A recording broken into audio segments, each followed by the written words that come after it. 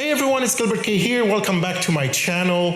Today we are venturing deep in the Lost Lands. That's right, Paul Anderson has teamed up with Milla Jovovich again to adapt a George R.R. Martin short story into a high fantasy, action-packed spectacle. But is it an epic triumph or just another lost cause? Let's break it down piece by piece because in this review, there's no turning back. Let's go.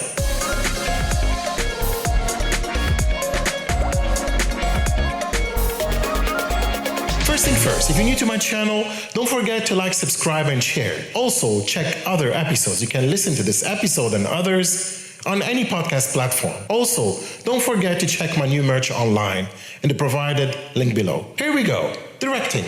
Paul W.S. Anderson, the man, the myth, the master of the stylish chaos, the director who's never met the franchise. He didn't want to turn into a CGI-heavy, action-packed, popcorn-munching bonanza. But how does he fare in the word of George R.R. Martin? Surprisingly, not bad. Anderson brings his usual fast-paced, high-energy style, but this time, he actually embraces some quiet, brooding moments. Did I say atmosphere? He lets the word breathe, at least when he's not throwing us into beast fights and wizard duels. The pacing is tight, the word building is solid, and even though it has a signature, let's zoom in on something cool and hope it sticks approach. It actually works here. Sure, there are a couple of moments where you feel like you're watching a fantasy version of Resident Evil, but that's the Anderson charm. The key takeaway, he directs this with confidence, and while it may not have the depth of Game of Thrones,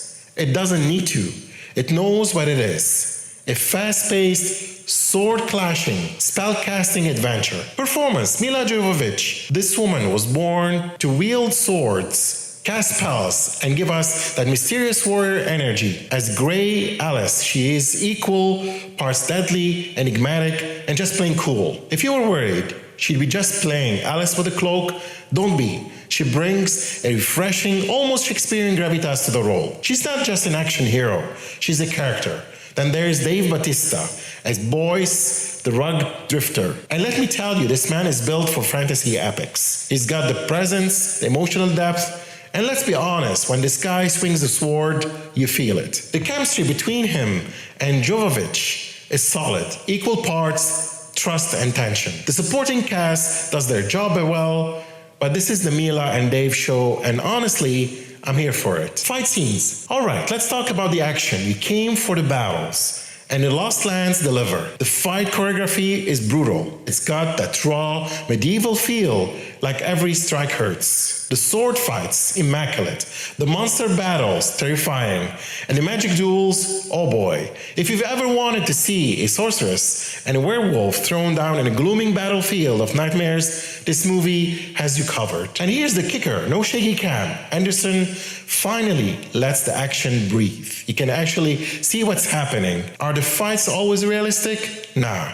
But are they awesome? Absolutely. Visual effects and cinematography. Visually, this movie slaps cinematographers Glenn McPherson, who's worked with Anderson before, brings us gorgeous sweeping shots of desolate wastelands, eerie castles, and some truly nightmarish creatures. Think Mad Max meets The Witcher. Now the CGI is hit or miss. Some of the creatures look insanely good, while others have this was rendering at 3 a.m. look. But for the most part, the visual effects serve the word well. It's immersive, it's darkly beautiful, and keeps you hooked. So what's the final verdict? In The Lost Lands, it isn't a perfect film, but it knows what it is. A dark, action-packed fantasy ride with killer fights, cool magic, and just enough heart to keep you invested. If you love Anderson's style and you're down for a mix of Resident Evil, Game of Thrones, and Mad Max, then you're gonna have a great time. If you're looking for a deep political intrigue and layered storytelling,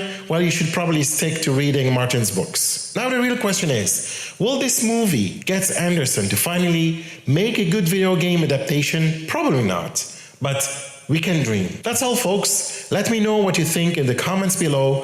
Thank you for watching or listening to my episode, and don't forget to check other episodes on my channel and all podcast platforms. Until next time, Gilbert.K out.